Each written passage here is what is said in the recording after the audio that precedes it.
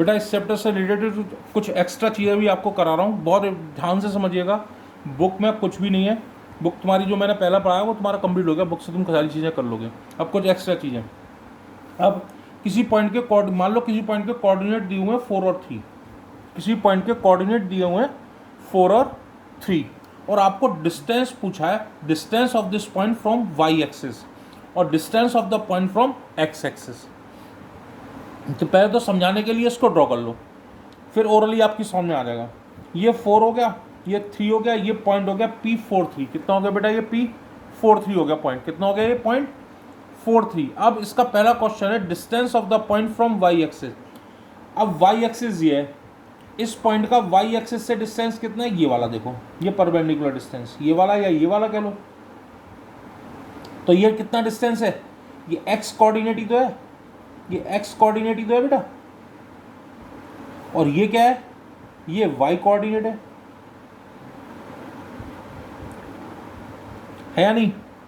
दोबारा समझो, 4 और 3 को शो करने के बाद इस पॉइंट का वाई एक्सिस से डिस्टेंस कितना है, एक्स कोऑर्डिनेट, और एक्स एक्सिस से डिस्टेंस कितना है बेटा, ये वाई कोऑर्डिनेट। तो यदि इस क्वेश्चन का आंसर पूछा था distance of the point from Y axis, तो कितना हो जाएगा, वाई एक्सिस से डिस्टेंस कितना हो जाएगा, 4 हो जाएगा, और distance of the point from X axis वो कितना हो जाएगा, 3 हो जाएगा। वाइस वर्सा होते हैं, यदि वाई एक्सिस से डिस्टेंस पूछा है तो एक्स कोऑर्डिनेट होगा, और यदि एक्स एक्सिस से डिस्टेंस पूछा है तो वाई कोऑर्डिनेट होगा। सपोज करो एक क्वेश्चन और दिया हुआ है Q -2 और -4। अच्छा कुछ चीज़ें और पूछता चलता हूँ साथ साथ, कौन से कोऑर्डिनेट में आएगा, दोनों नेगेटिव है, -2 और -4 क्या है बेटा, दोनों नेगेटिव है।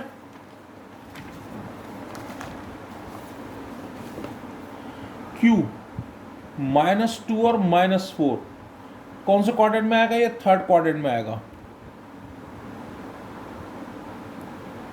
किसमें आएगा बेटा, थर्ड क्वाड्रेंट में आएगा।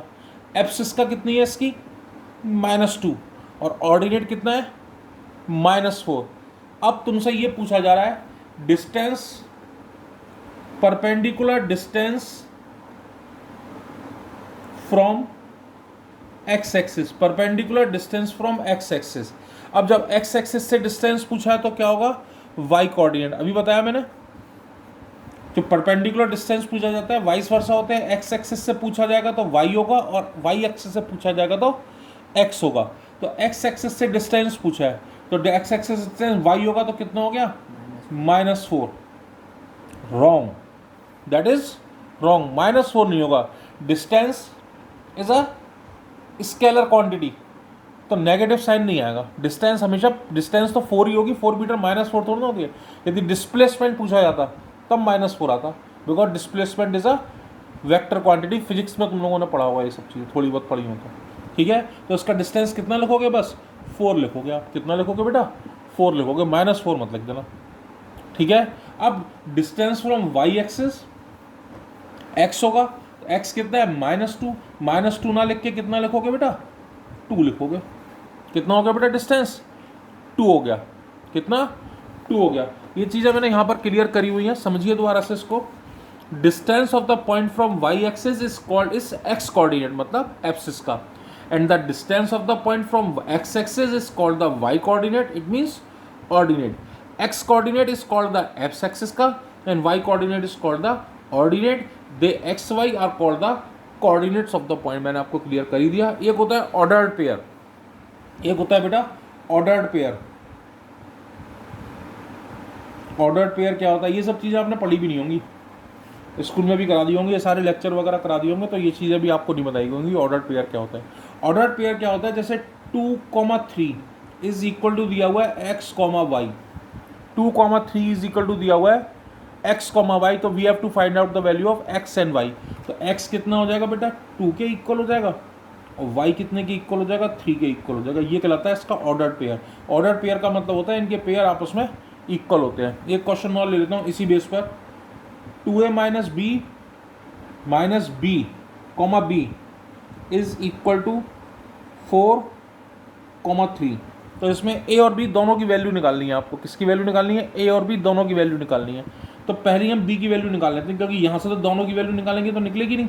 तो खाली b की वैल्यू कितनी आ गई बेटा, 3 आ गई, बी किसके इक्वल होगा, 3 के इक्वल हो जाएगा। नेक्स्ट, और एक इक्वेशन किसके इक्वल हो जाएगी, 2a minus B is equal to किसके इक्वल हो जाएगा, 4 के इक्वल हो जाएगी। बी की वैल्यू कितनी निकाल ली आपने, 3, यहाँ पुट कर लो। 2a minus 3 is equal to 4, तो 2a is equal to 4 plus 3, यानी कि 2a इज इक्वल टू 7, तो a इज इक्वल टू कितना आ गया, 7/2। a की वैल्यू कितनी हो गई, 3.5।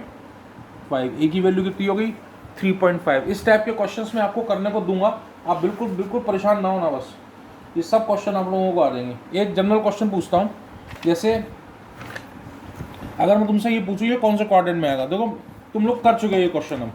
अब तुम लोगों का तुम्हारी जनरल नॉलेज चेक करता हूँ जरा सा, क्या है बताना। यदि x इज ग्रेटर देन 0 और y इज लेस देन 0, यदि x is greater than 0 and y is less than 0, कौन से क्वाड्रेंट में आएगा ये बताना है मुझे। ये बताना है कि ये कौन से क्वाड्रेंट में आएगा।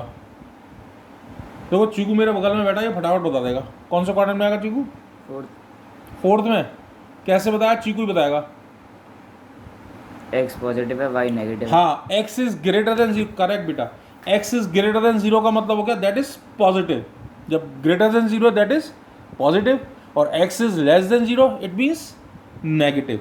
x is less than 0 means negative, यानी साइन किसके होगा, प्लस और माइनस। प्लस और माइनस कौन से क्वाड्रेंट में आते हैं, फोर्थ क्वाड्रेंट में आते हैं, है ना। Interesting question. अच्छा एक और मजे लेते हैं, चलो।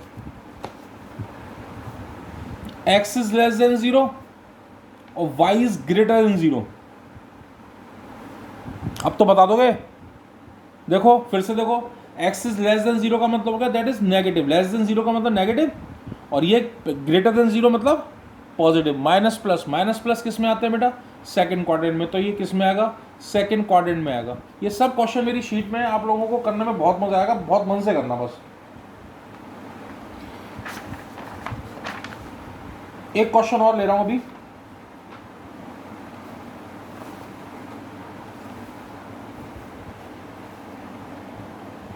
बन गया।